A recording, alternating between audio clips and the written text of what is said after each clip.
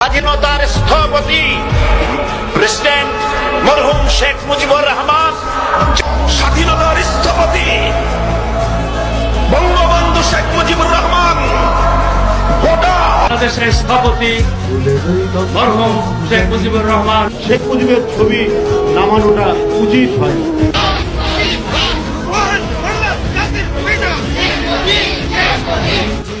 মানে বাংলাদেশ বঙ্গবন্ধু একটা স্বাধীন দেশ, যার জন্ম না হলে আমি সেনাবাহিনী প্রধান হতে পারতাম না, যার জন্ম না হলে রাষ্ট্রপতি হতে পারতাম না, যার জন্ম না হলে এই সংসদের বক্তব্য দিতে পারতাম না।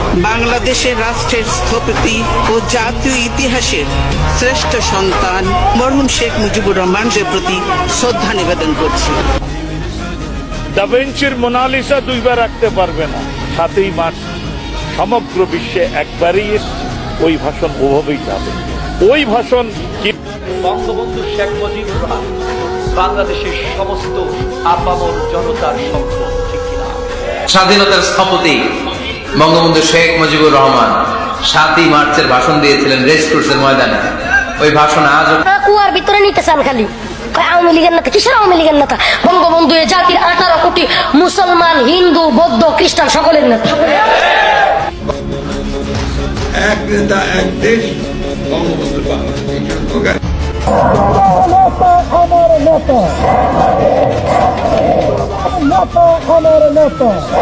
আওয়ামী লীগ দেশের স্বাধীনতা লড়াই করে